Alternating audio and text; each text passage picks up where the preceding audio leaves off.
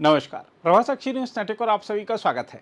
पश्चिम Asia में Israel और America द्वारा 28 फरवरी को ईरान पर हमले के बाद तेज हुए युद्ध और हॉर्मुज जलडमरू मध्य में पैदा हुई बाधा के कारण वैश्विक ऊर्जा आपूर्ति पर संकट गहराने लगा है।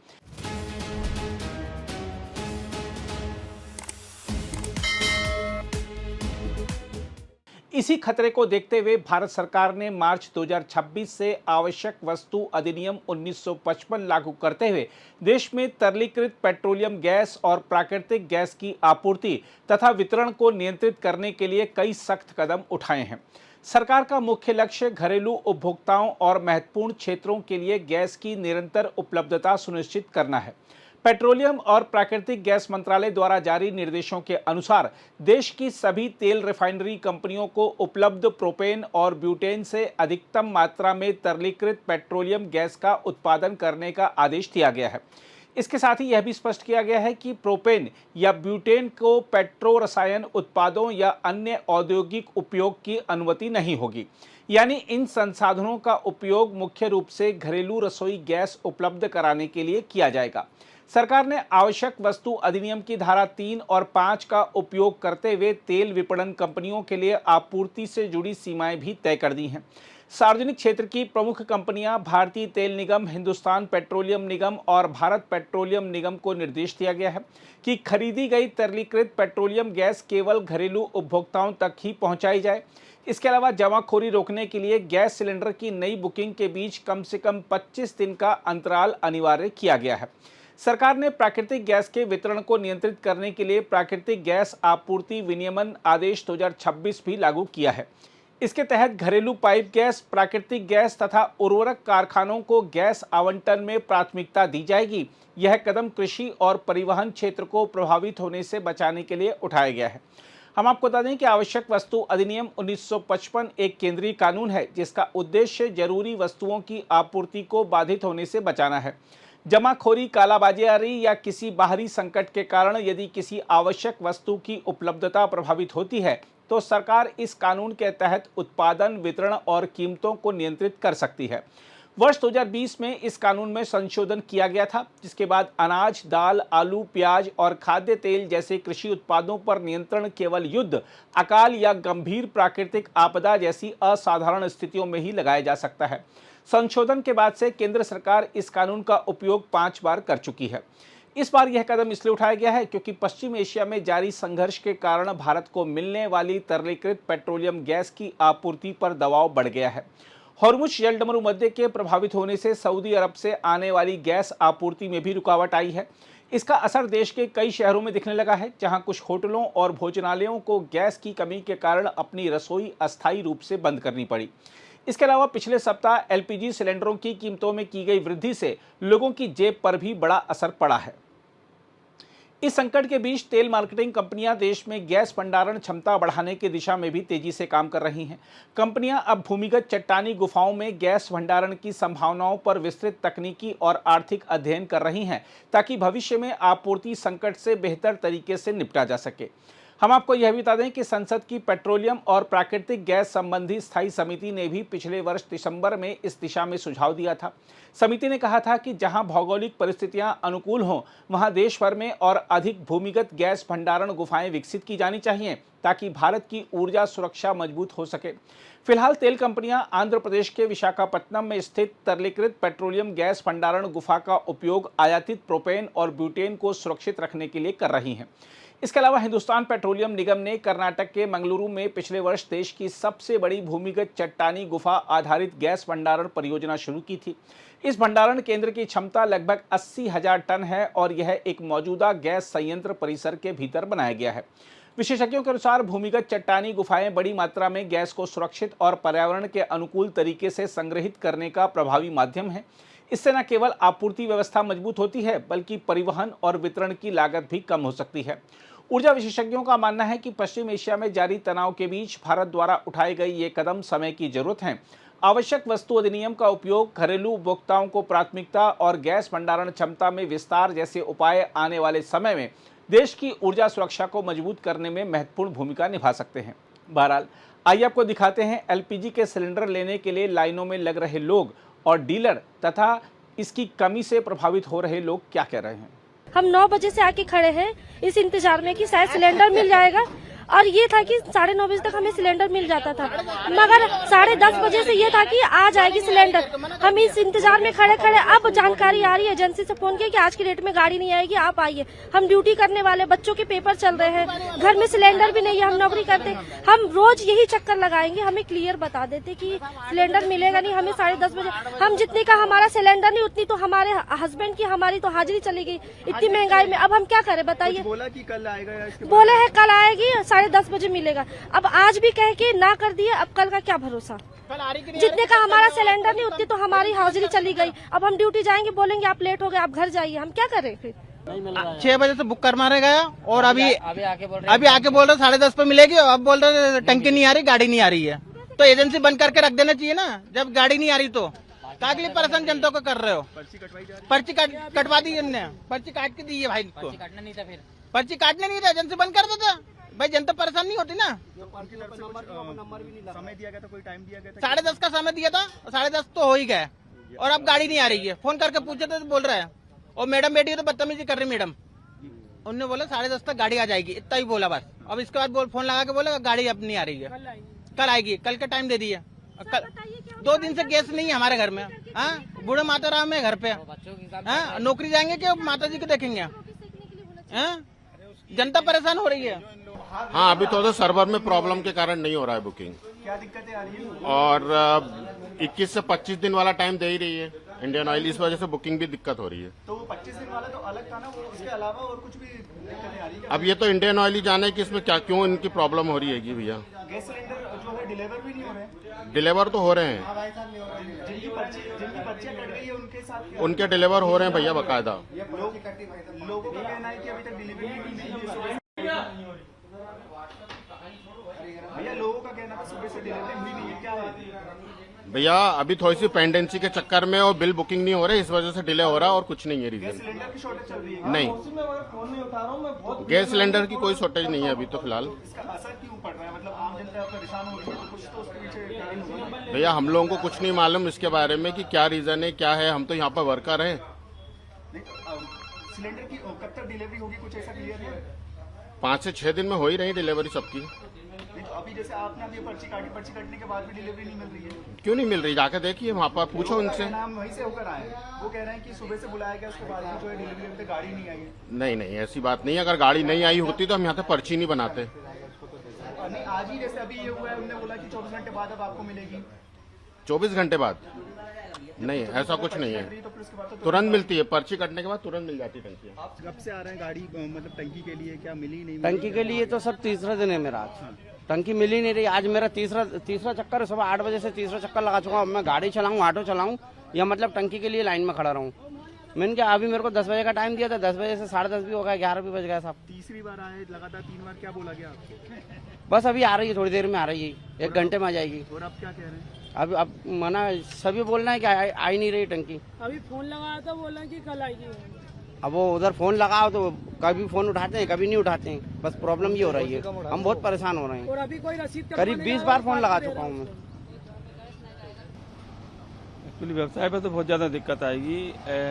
जो कमर्शियल सिलेंडर हैं उनकी सप्लाई के ऊपर अभी सरकार का ऐसा नोटिफिकेशन आया है। एजेंसी वालों का कहना ये है कि अभी आप उसकी डिमांड नहीं लगाएं, तो हम लोगों को दिक्कत जा रही है। 1-2 दिन का स्टॉक और हमारे पास अवेलेबल है, जो एजेंसी हम लोगों के माध्यम से जो हमारे पास रहता है। उसके बाद क्राइसिस होने की संभावना है, जो हम उसको मतलब क्योंकि अभी फ्यूल के अभी दूसरे ऑप्शन अवेलेबल नहीं है। अगर कोयला या लकड़ी की बात करें तो उसके ऊपर इस टाइप की कोई व्यवस्था नहीं है, तो बड़ी दिक्कत का सामना करने के हम जितने भी व्यापारी संगठन हैं जो होटल व्यवसायी संघ से जुड़े हुए हैं, उन सब की मांग है कि सरकार जल्द से जल्द इस समस्या के समाधान के लिए कोई उचित निराकरण करे, ताकि हमारे व्यापार प्रभावित नहीं हो। क्या इसको लेकर आपको किसी लगातार दिक्कत आगे चल के शायद है वो उस पर आगे कुछ कर? हमारे ऑल इंडिया लेवल पे जो कैट करके एक संस्था है, साथ ही भोपाल के लेवल पे, मध्य प्रदेश लेवल पे हलवाई व्यापारी संगठन के जो बड़े पदाधिकारी हैं वो लगातार सरकार के संपर्क में है।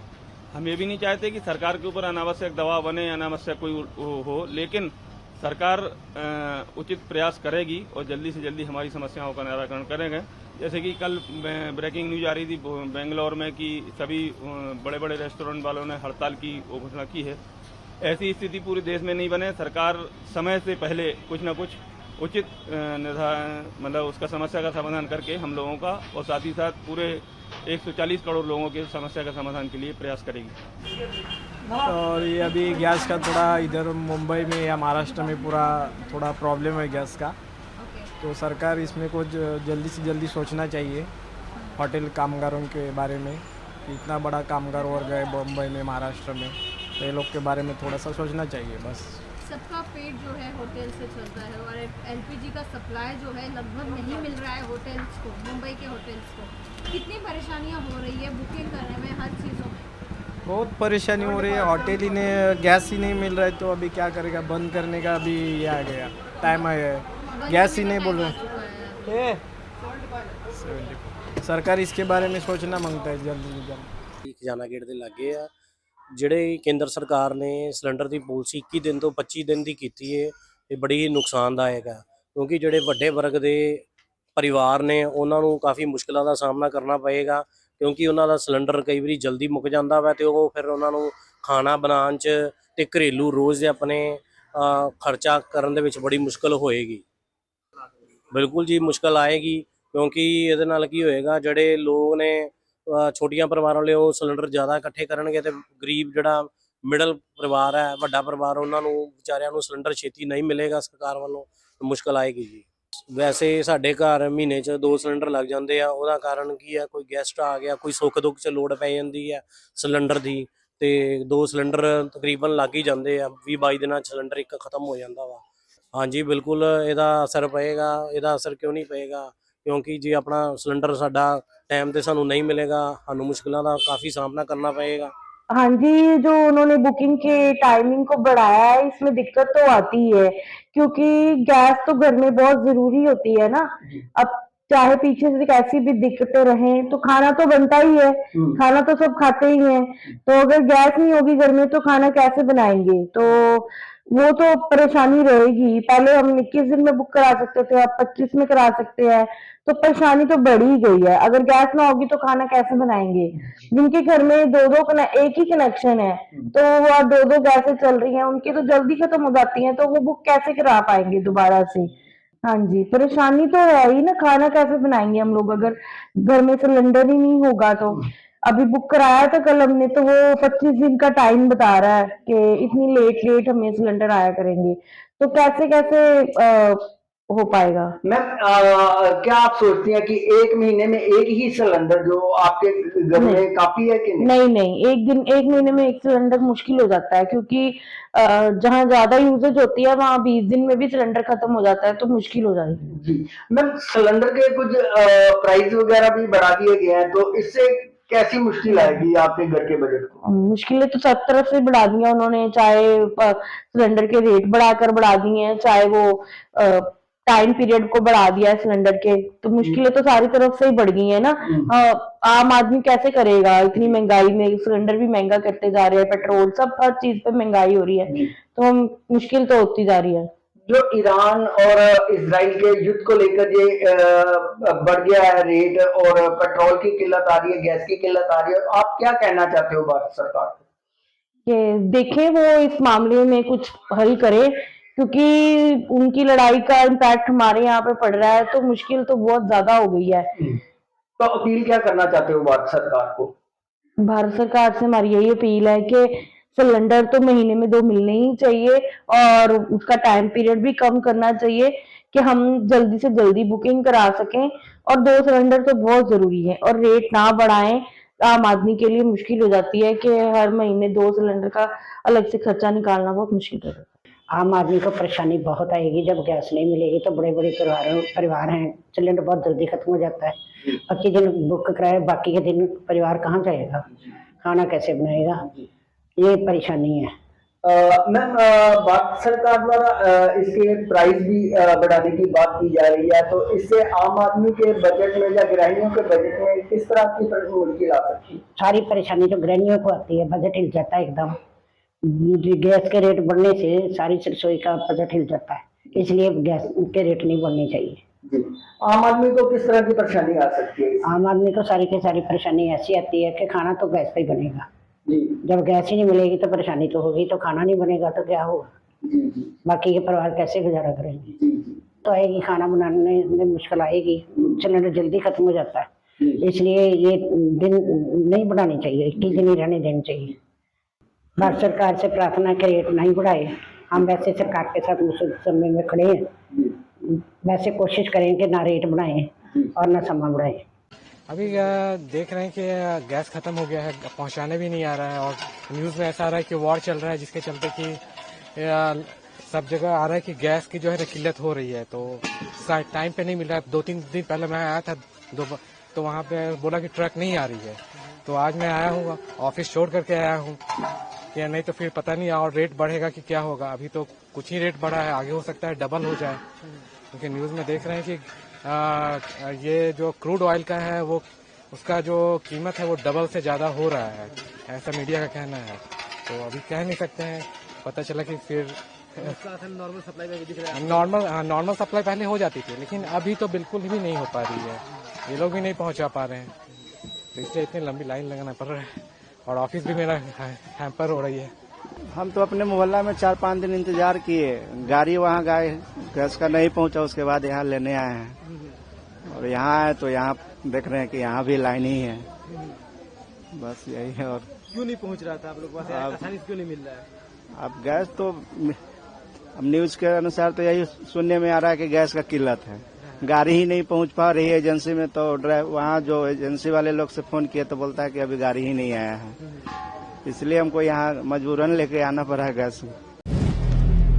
अगर आप भी लेना चाहते हैं देश दुनिया की तमाम जानकारी तो आज ही सब्सक्राइब करें हमारे चैनल को, साथ ही नीचे दिए बेल आइकन को जरूर दबाएं ताकि हर अपडेट आप तक पहुंच सके।